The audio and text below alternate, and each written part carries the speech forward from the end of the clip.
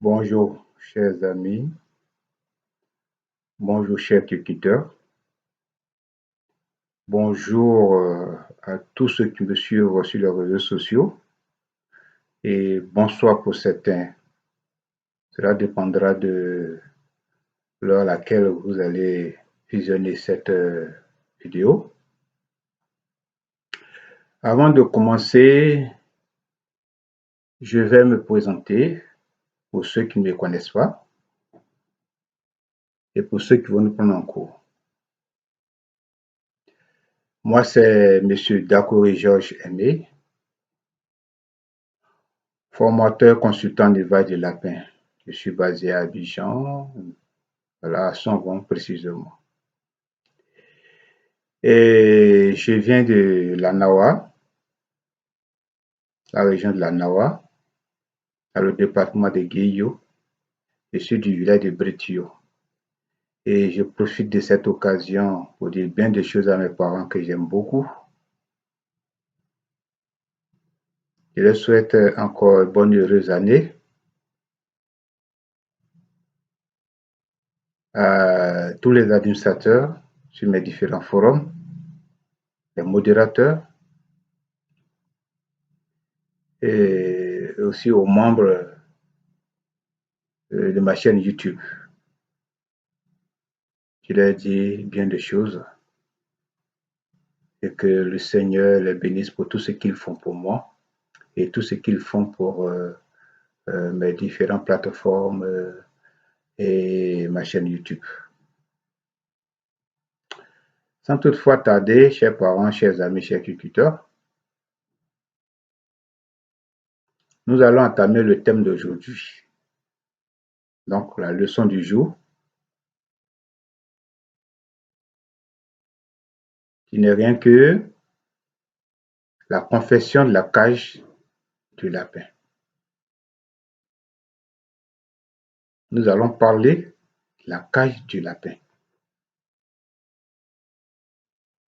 La cage dans laquelle le lapin doit mettre le lapin pour qu'il y ait reproduction, etc., etc. Donc, son espace vital. L'espace qu'il nous faut pour être à l'aise. Donc, la confession de la cage. C'est de ça que nous allons parler aujourd'hui. Donc, la cage du lapin, il n'y a pas une cage. D'abord, nous allons parler des éléments.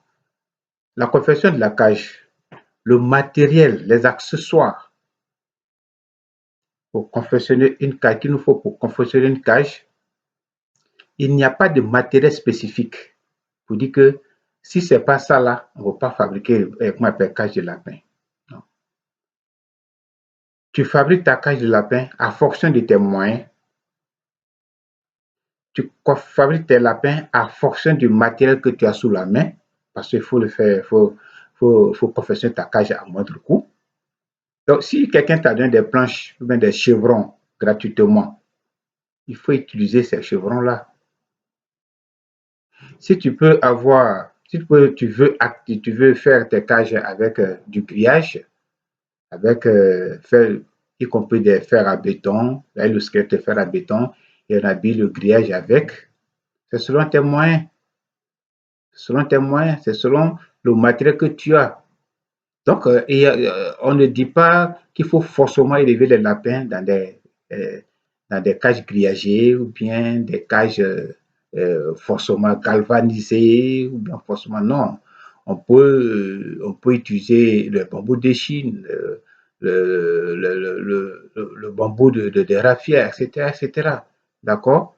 Seulement, ce que nous devons retenir, c'est que en voulant confessionner, en voulant faire quelque chose, il y a un mot auquel il faut accompagner tous ces éléments-là pour que ça soit bien. C'est le savoir. Le savoir. Regarde quelqu'un. Si tu n'as pas su le regarder, vous allez faire palabre. Il faut manger. Tu n'as pas su manger, tu ne seras pas à l'aise. Il faut parler. Tu n'as pas su parler à quelqu'un, vous allez vous disputer. Donc, quand tu veux confectionner tes cages, il faut savoir confectionner tes cages. Donc, la connaissance qui est le savoir. D'aucuns disent non, le bois n'est pas bon pour, comment on appelle, la confection des cages, etc., etc. J'ai dit comme ça que c'est faux. C'est faux. Ou j'ai dit tout simplement, je ne suis pas d'accord avec eux. Je ne suis pas d'accord avec leurs idées. Je m'explique. Vous avez des chevrons, du bois, et vous voulez utiliser le bois avec du grillage, bien sûr.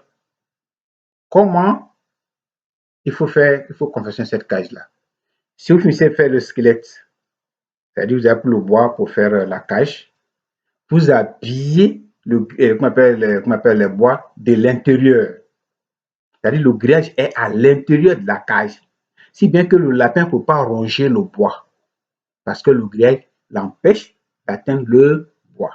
Mais quand vous mettez le bois à l'intérieur et le grillage à l'extérieur, les lapins vont ronger le bois et la cage peut s'écrouler. Ou bien si la cage est en train de se moisir, ou bien des champignons ont poussé sur le bois est humide, le lapin mange ce bois, il ronge le bois, vous allez voir que ça va créer certaines choses dans son appareil digestif. Donc, c'est le grec qu'il faut plutôt mettre à l'intérieur et non à l'extérieur. Ça, c'est le savoir. D'accord? Voilà. Donc, tout élément que vous avez sous la main qui peut vous permettre de confectionner une cage, faites-le. Faites-le. Faites-le. D'accord? Voilà. Donc, chers parents, concernant les dimensions, il n'y a pas une dimension spécifique pour la femelle et une dimension pour le mâle.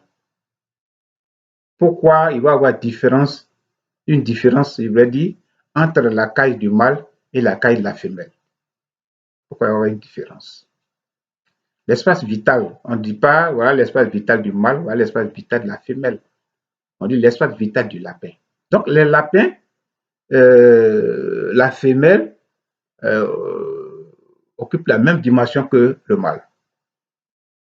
Parce que si vous voulez faire une différence entre la cage de la femelle en question, comment appelle, en dimension, vous faites faute route. Parce que le mâle doit être qu'on appelle, sur une surface sur laquelle il va accoupler une femelle. Donc, les deux seront dans une cage. Et si la cage est petite, il a des difficultés pour pouvoir l'accoupler. Ça va se coller au grillage. Ça va se coller au grillage. Et le mâle peut avoir des difficultés pour l'accoupler. Surtout quand la femelle est en chaleur à 20%. Parce qu'à 20%, ce n'est pas tous les mâles qui accouplent les femelles à 20%. Ce n'est pas tous les mâles qui accouplent les femelles à 50% de chaleur. Je voulais dire 20% de chaleur, 50% de chaleur. C'est quand la femelle est à 100% de chaleur qu'elle-même se positionne ou bien elle chevauche même le mâle. Donc, il faut de l'espace, assez d'espace, pour que le mâle puisse accoupler la femelle sans difficulté.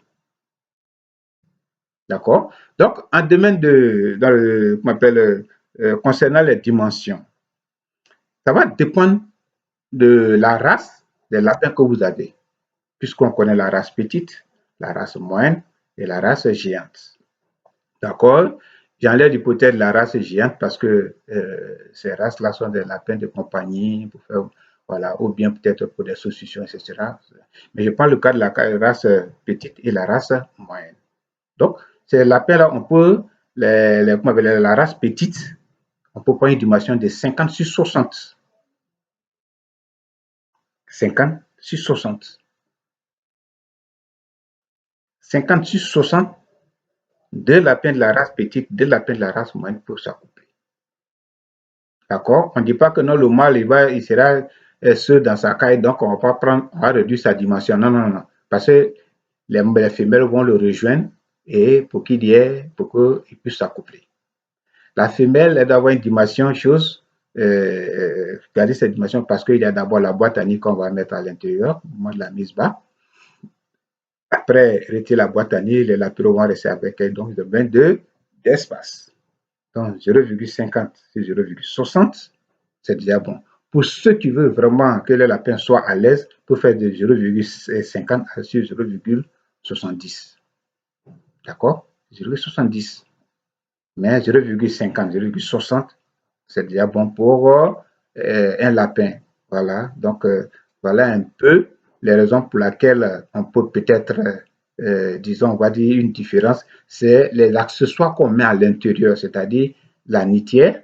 Voilà. Là-bas, il n'y a pas de nitière. Ici, il y a une nitière. C'est ce qui fait la différence. Les dimensions restent les mêmes. Ça, c'est ce qu'il faut retenir. Ce sont ces éléments-là qu'il faut retenir. On ne dit pas, comme c'est une femelle, elle va prendre 1,50 m sur 1 m, et l'autre, comme c'est un mâle, il va prendre 0,50 sur 1 m. Non, ce sont les mêmes dimensions. Maintenant, au-delà de ça, il y a les commerciaux, il y a les commerçants, les confectionneurs qui vendent des cages, qui réduisent l'espace vital du lapin parce qu'ils veulent bénéficier, voilà, ils veulent faire plusieurs cages, plusieurs louches sur une dimension réduite. Donc, ce sont eux qui modifient les dimensions. D'accord? Ce sont eux qui modifient les dimensions. Sinon que, je disais comme ça, de 0,50 sur 0,60, c'est déjà bon. Pour ceux qui ont la race, les ratios, on peut faire du 0,50 sur 0,70, d'accord? Et ça répond aux normes de, comment on appelle, des cages de lapin. D'accord? Chers amis apiculteurs, je ne veux pas vous prendre tout votre temps. J'ai dit comme ça que la formation, la connaissance est la base, hein, la réussite de toute activité. Donc, nous partageons nos expériences, nous accompagnons ceux qui veulent s'installer, nous les encadrons, nous les amenons à connaître l'activité, à maîtriser l'activité. D'accord? Voilà. Donc, notre devoir, c'est de vous accompagner. Notre devoir, c'est de vous former. Notre devoir, c'est de vous donner des informations sur l'agriculture. Et c'est ce que nous sommes en train de, c'est ce que nous sommes en train de faire sur cette chaîne Kinicole qui véhicule des messages sur l'agriculture en bonne escient. Donc, tous ceux qui vont sur cette scène verront que les informations qu'on leur véhicule sont des informations très importantes. D'accord? Ce sont ces informations qui peuvent vous amener à rentabiliser votre projet. D'accord? Donc, je disais, ça, c'est le thème d'aujourd'hui. C'est la confession et les éléments, la confession des cages de lapin et les éléments les éléments qui accompagnent, dont vous allez utiliser pour confectionner vos cages. Il n'y a pas de matériel spécifique pour la confection des cages. Ça dépend de tes moyens et du matériel que tu as sur place. D'accord? Donc, faites vos cages, installez-vous, mettez, comment on appelle, apprenez, c'est-à-dire apprenez à maîtriser l'activité, renseignez-vous, informez-vous, conseillez, trouvez des conseillers pour pouvoir vous installer, etc., etc. D'accord? Voilà, donc, chers amis, je vous dis merci beaucoup. Et tous ceux qui vont aimer cette vidéo, vous pouvez la liker, vous pouvez la partager afin que les uns et les autres profitent de cette vidéo et pour avoir des informations sur l'activité qu'ils sont en train de mener. Moi, c'est DGA, je veux dire Dakouri Georges Aimé. Je suis au 07 57 65 28 59 et au 05 64 50 83 58. D'accord? Vous pouvez m'appeler. Mon indicatif, c'est plus 225 puisque je suis en Côte d'Ivoire. Voilà, vous pouvez me contacter à tout moment. Vous pouvez envoyer des commentaires sur la chaîne YouTube et comme ça, on pourrait échanger. D'accord? Merci beaucoup et bonne journée chez vous.